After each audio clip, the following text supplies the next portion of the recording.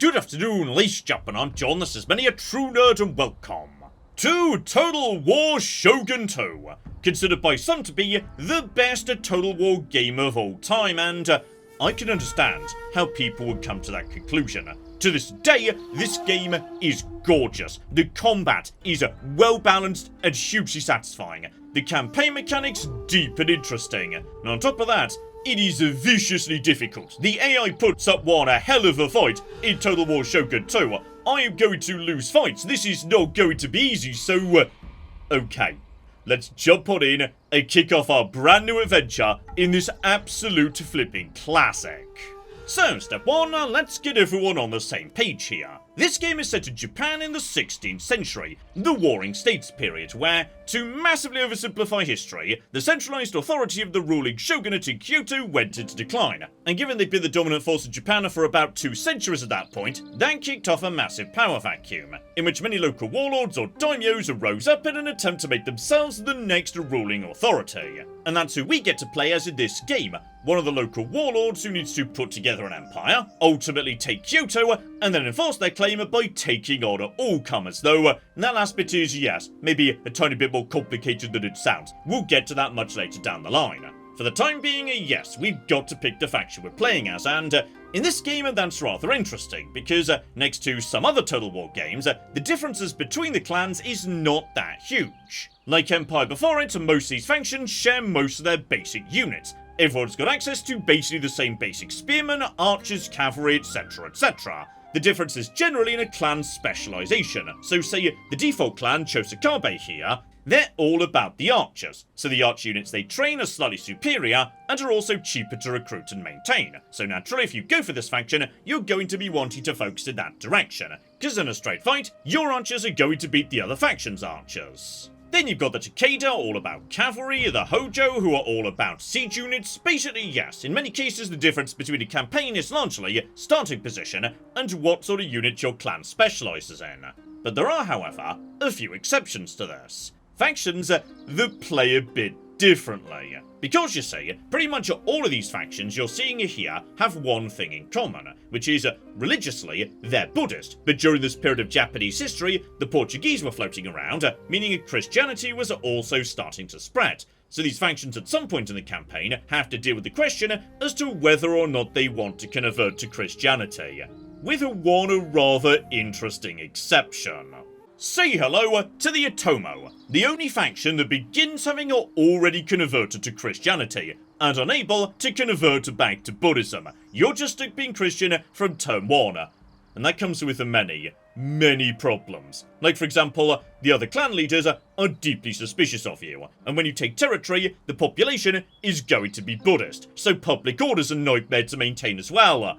There is however one very significant bit of compensation for this. And that is because you've already got a good relationship with the Portuguese traders. That means you're the only faction that gets to start the game with guns. So, that's who we're going to be playing as in this playthrough, and okay, when the game says hard, it's not kidding. This campaign could be rough, this is going to be interesting. So, okay, step 1, let's set up the campaign correctly here, and okay, no, this is very minor, but just need to complain for a moment about this game's difficulty slider. I hate this game's difficulty slider. Because why is hard in the bloody middle when normal isn't? I'm sorry, normal goes in the centre of the difficulty slider. You can't have a normal off to the left. That is not a bloody acceptable difficulty slider. And on top of that, this slider flipping lies to you, because it strongly implies this game's only got one difficulty slider, and it doesn't. This here is the campaign difficulty slider. The game's also got a battle difficulty slider, which is completely different, but just doesn't show up on the setup screen for no well-explained reason. So, okay, here's what we're going to do. I'm going to put this game onto very hard difficulty, because the only difficulty above that is legendary, and legendary is largely the same as very hard. The only difference is a whole bunch of tiny things, like restrictions to the UI and the camera during fights, and in general, I don't find it makes the game more difficult, it just makes the game a bit more annoying to play. So I'm perfectly happy with very hard difficulty. However, when we get into the game, I'm going to change the battle difficulty to a hard. And there's one and only one reason for that, which is the reload bonuses that the AI gets on a very hard are slightly bloody ridiculous. And it makes enemy archers just hugely frustrating to fight against because they can shoot so much faster than your guys. So I'm going to be playing on very hard, but don't you worry, this game is not messing about. That will still be a very real challenge. So with that done, let's jump on in and begin our brand new adventure.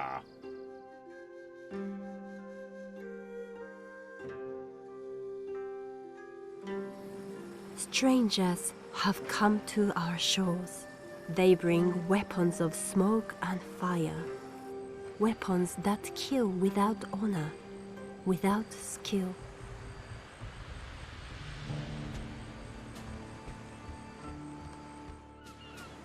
But even so, these foreigners and their guns could give a man power and victory. And victory wipes away dishonor. Truth has come with the foreigners, and souls can be saved by following the church's teachings. Heathens who cling to the old ways will be compelled by the power of Christ to kneel before God. So, welcome to Japan. A Japan that, yes, you may notice immediately has been sort of rotated approximately 30 degrees clockwise, presumably to benefit within a landscape aspect ratio, which is delightful. We start the game over here, on the westernmost island of Kyushu, meaning ultimately we've got to make our way over to, yes, Kyoto, over here, but that is a long bloody way off, let's not worry about that for now. A solid step one would be, yes, securing this island, either by conquering it or making some good friends. So let's just mosey over to the diplomacy screen and check what the situation is, because, yes, the Otomo do not have a nice chill start. Instead, as you probably see immediately, we're surrounded by red, factions who we're already at war with. One over on the mainland of Honshu, one neighbouring us on Kyushu right here. So, obviously, yes, the ones we've got a land border with, they're going to be the priority. Meanwhile, down south over here, the Ito are super chill with us. Mainly because they're a bit busy being at war with someone else. There is another bigger faction over on this island who we've not yet made contact with, because they're in the far corner, the Shimazu.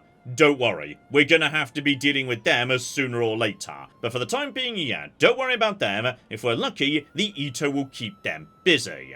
So, if you've played much in the way of Total War before, but not Shogun 2 in particular, you may currently be thinking, okay John, let's dive into a fight here. Where's your basic tutorial battle? You know, the incredibly weak enemy that the game lays out for you, just to ease you into the basics of the game, and, okay, so Shogun 2 doesn't really do that. But yes, let's take our nice convenient boat here and just drive it around the corner, just to reveal the map. Obviously, you know, you can see roughly what's going on in terms of what's in each territory just by looking at the uncovered map, although you get a lot more detail once you've actually got eyes on. And there we go, there's a city just around the corner from me. It's one of the ones I start at war with. That looks like a good first target, doesn't it? We can have a quick poke inside, and there we go, 4 units. Well, I've got 4 units as well, so that seems like an excellent place to start. Unfortunately, yeah, you can't get your entire army there on turn 1. However,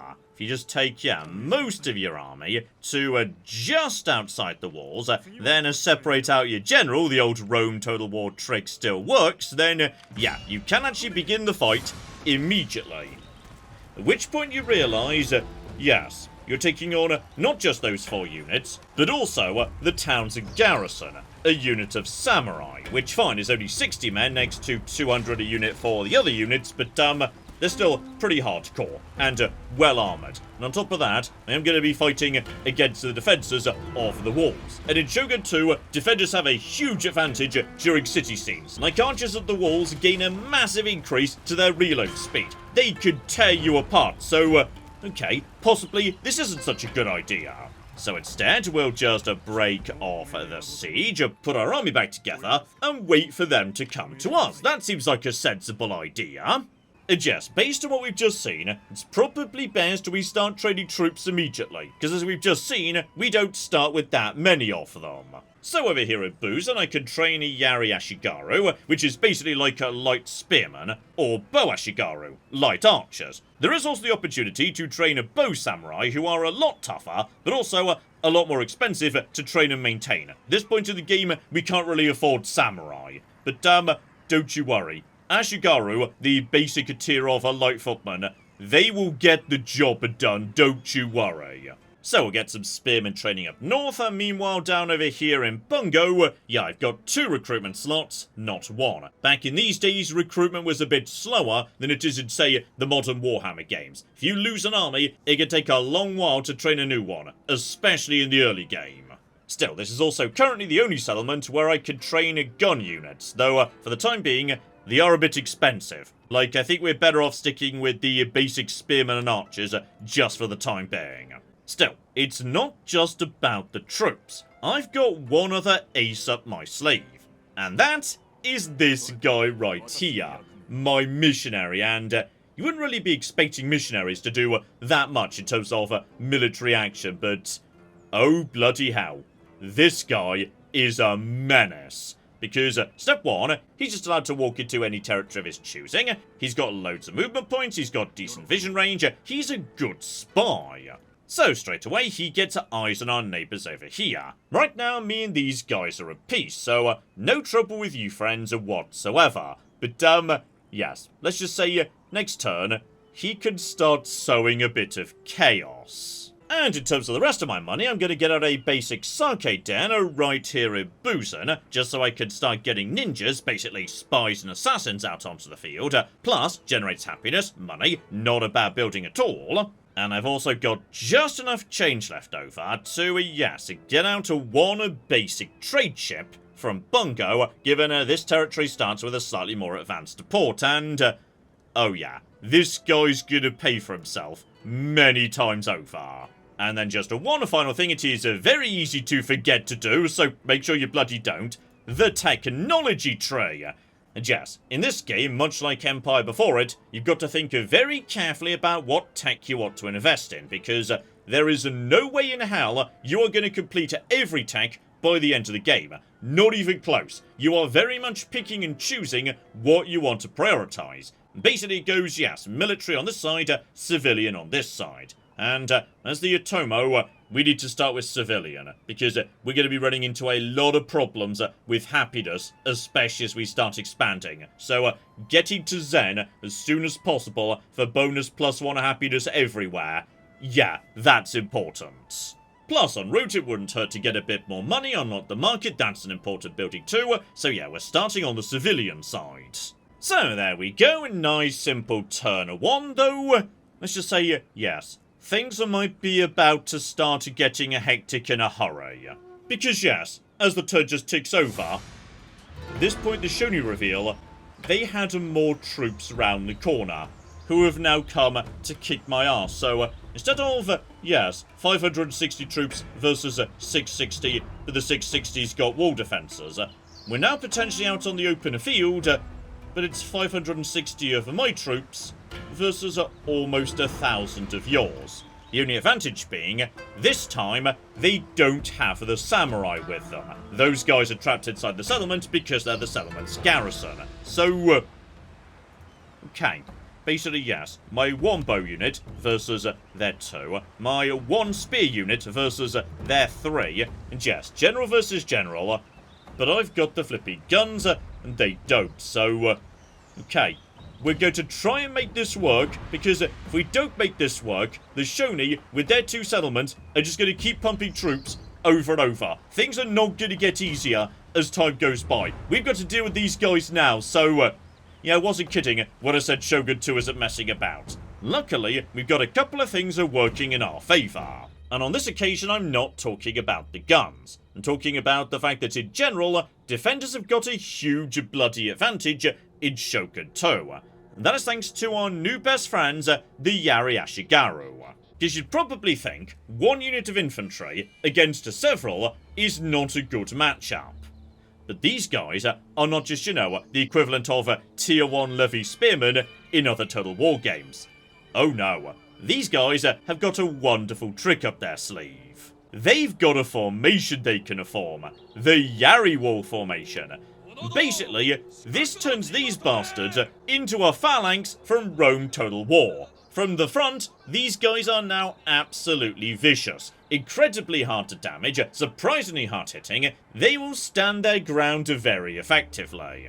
Then we've got our bows and our guns, and you may notice immediately, yes, guns struggle a bit when it comes to taking on archers, for the simple reason they lack the flipping range. So yeah, we don't want these guys to get into a shooting match against archers. In fact, we need to be very careful with these guys in general, because their morale, armor and defense is terrible. If they get caught in a scrap with another unit, they are screwed.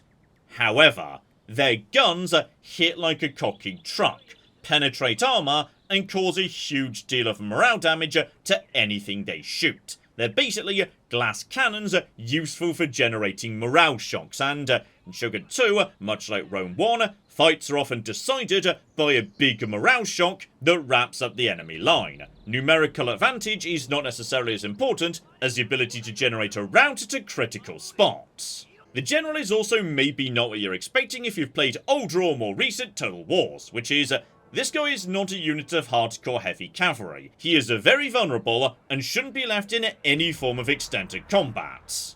His role instead is to be a support unit, casting spells like Inspire to make other units stronger. So, here's what we're gonna do.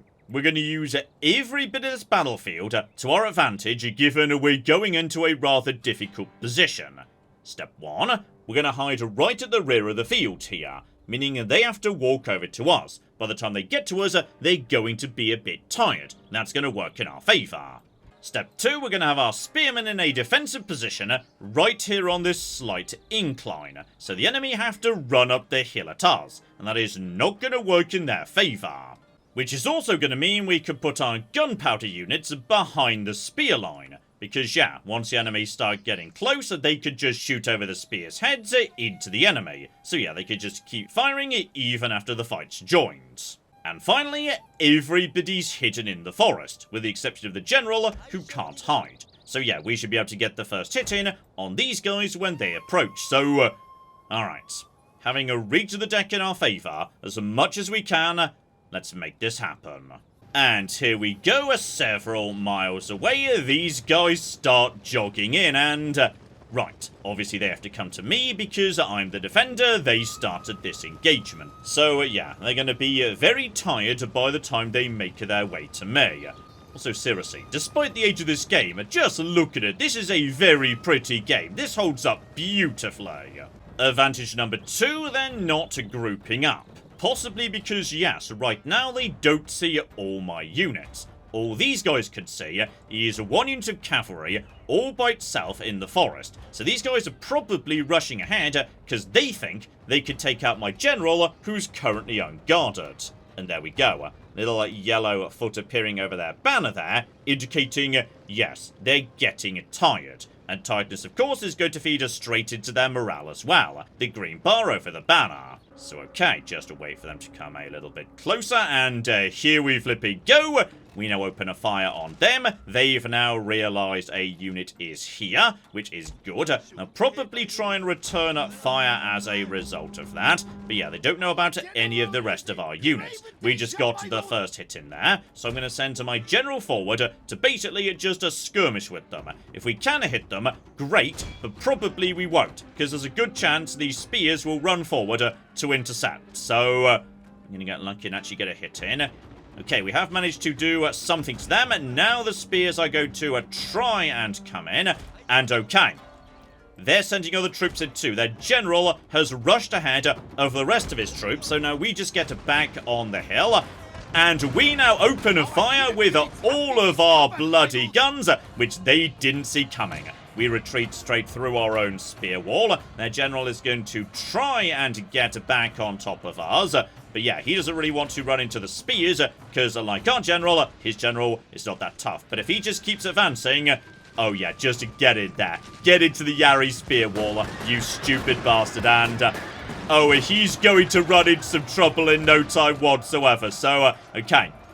Now what we do is, yes, use Inspire on my own spear wall to make it stronger and stronger. My units just keep firing. And these guys are going to be in trouble in no time whatsoever. Their general is already in a lot of flipping trouble. Their archers are shattered. You guys are wavering, so I'm just going to send my general into the side of you, which normally wouldn't be a good idea because, you know, they're spearmen. But oh yeah. Big old impact, they're going to be in trouble. I think that unit is now immediately shattered. So, okay, that's the power of morale.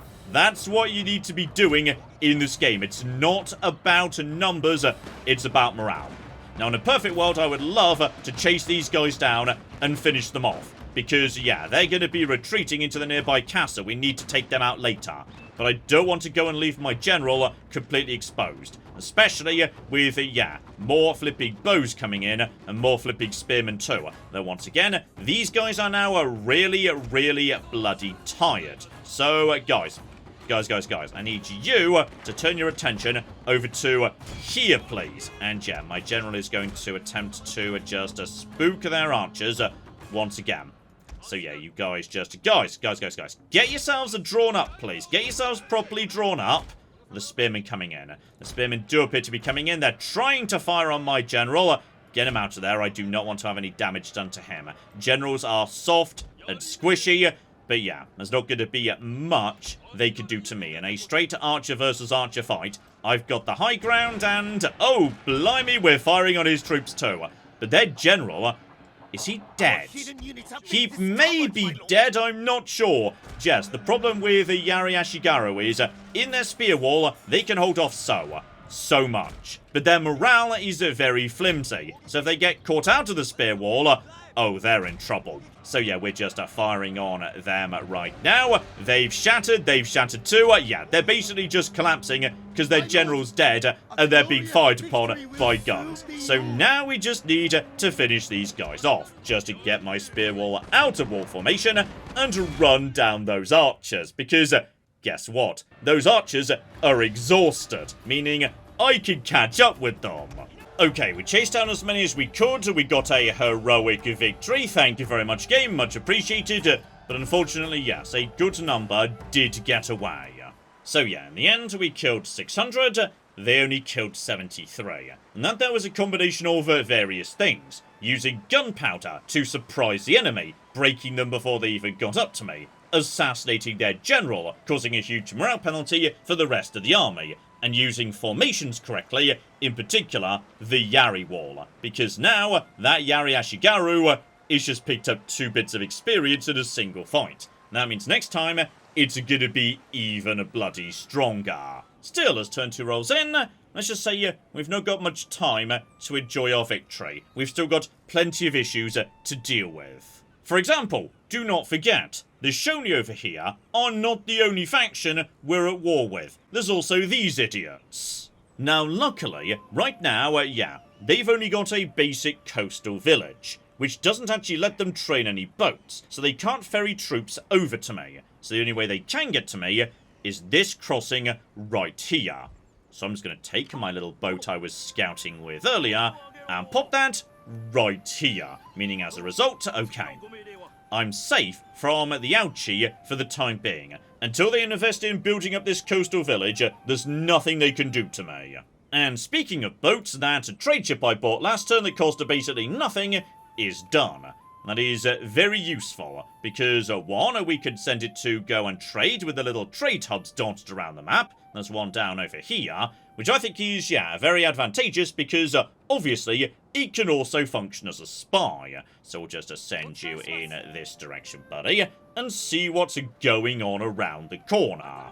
As for Boozin, it's currently a bit upset, because yes, we took all the troops away to go and invade next door. Which is fine, because yes, 1, we could just train more troops, and 2, we're only 1 turn away from the Sake Den being complete, which will massively increase provincial happiness, so that'll sort itself out next turn. Which is good, because if a province is upset 2 turns in a row, it generates a rebellion.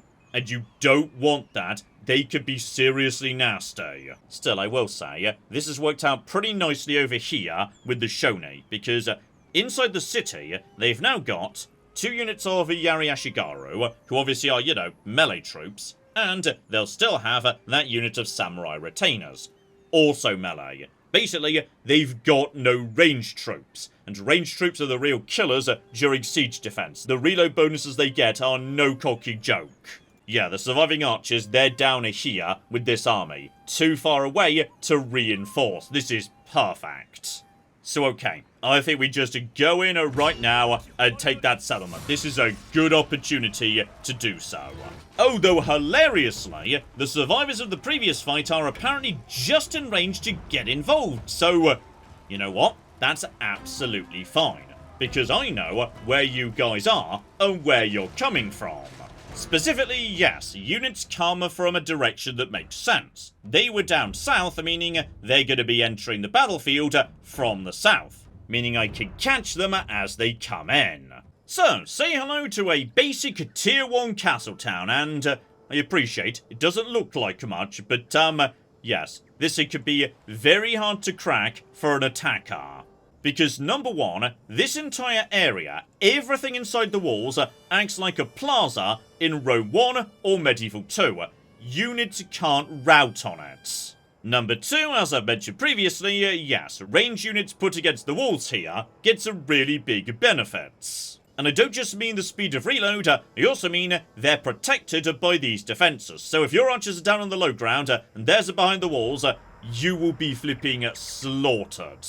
And finally, yes, you've either got to crack open the gatehouses or climb the walls, which any unit can do anywhere you want to, but yes, that does mean they get to be tired, coming up in 1s and 2s, etc, etc. Generally, yeah, it's not easy going for an attacker. Still, for the time being, we're not worrying about that in the slightest. Instead, we're turning away from the city. We need to kill these reinforcements before they can get inside. Though in a perfect world, I don't want to use my archers for this, so I'd rather they just went to the city and started pelting those guys. I don't want ammunition wasted.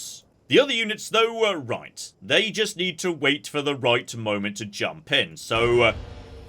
Alright, buddy. Where are you? Where are you going to be appearing precisely? There we go. I see them all way down over there, actually, so... Oh, blimey. Okay, you guys have got a, very long walk to get up to the high ground. Got it! So, given there's no ranged units in the city, my archers can just move forward, start laying down the fire on the spear units. Beautiful. Yes, my general is just going to take up a good position here and... Oh, guys, you're going to be exhausted before you even make it up this hill. That's so sad for you. Jeff, we can do focus fire on the samurai retainers, because they're the ones who can actually beat my infantry one-on-one. So if we can take those guys out, great. But they do have decent armor. It's going to take a while to wear them down. Meanwhile, over by the hill, and over here, you know, I see the flipping bows very slowly coming round. Question is, oh dear, they're already up to orange. They're not happy about life here. So, okay. Pull my units back a bit, prepare my cavalry for a big downhill charge. But yes, I think possibly, just because of the, you know, height differential, they can't open a fire on me. But any moment now, oh guys. Oh, this is just sad right here. Oh, yep, they've shattered. They've just been immediately shattered. This is marvellous. They're just walking single file into the firing line, which is good, though. You guys... should be significantly more stretched out so you can fire more effectively. Okay, last units have been worn down right here on the low ground, meaning now it's just a question of the castle itself. And my archers have been doing a wonderful job at just slowly wearing these guys down. The downside of gunpowder units, of course, is, yes, unlike archers, they can't just shoot over the walls. Bullets go in a straight line. So, yes, they basically can't shoot from outside of town into it, which is very sad indeed. Okay, archers have finally run out of ammo, so step the next, instruct my troops to burn down the gate, which basically any unit could do. So okay, that gate is now open. We can just march inside. Oh yes, we do still have the slight issue that there are flipping a samurai inside. So this isn't 100% done yet. So okay, what I'm going to do is put my Yari Ashigaru into spear wall formation, where they are very, very good defensively. Because yeah, if we can just get the point of the spears in the spear wall facing the samurai, they could go toe-to-toe, even against a unit as tough as samurai retainers. So what we do is try and position them, yeah, pretty much right here. That's all absolutely fine. And while you guys are doing that, I'm going to try and get my, yeah, lovely gunners up the rear by having you guys climb the wall. Meanwhile, my general is going to be nearby, within the blue circle, and my units are going to be getting a bonus morale, etc, etc. And on top of that, I could use Inspire to make them even flipping tougher. Here we go, we've started sending in the troops. These guys are walking, yes, while not in spear wall formation, into a spear wall, so they're going to struggle very quickly indeed, and my gunners are sneaking in behind them. So yeah, we'll have gunners up here on the field in no time whatsoever. The enemy has noticed what we are doing, so okay, at this point what we need to do is, yes, get you guys into a position where you can fire as soon as possible, ideally. The problem is they're probably going to be fussy about firing, yeah, until every single one of them is up on the wall. Are you guys willing to consider firing your guns at this point? Would that be something you were maybe willing to? Oh, they are willing to consider doing that. Well done, guys. I misjudged you. Alright, I was thinking they were going to be silly and refuse to get involved until such time as, yes, we'd actually got all of them up on the walls. But no, they were happy to just jump in and start firing. Well done. And here we go. Though they can't rout, at a certain point, obviously, they recognise that the fight is over and basically give up. And if you want to make absolutely certain of things, all you need to do is get to this flag in the centre of town and hang out right there for 1 minute. And once that's done, you've officially won, no matter how many enemies are still on the fields. Meanwhile, gunners, if you've got a clean shot at these here samurai, feel free to take it, though I feel like, yes, we've pretty much got their number already. Oh, and there we go. Finished off with a beautiful gunfire volley right there. Oh, Atomo, you are a delightful faction to play as. And there we go, the job is done. Even then though, we lost like a third of our army, just because we had to fight our way into a city where the enemy couldn't rout. So, yeah, seriously, defender's advantage, not a joke in this game.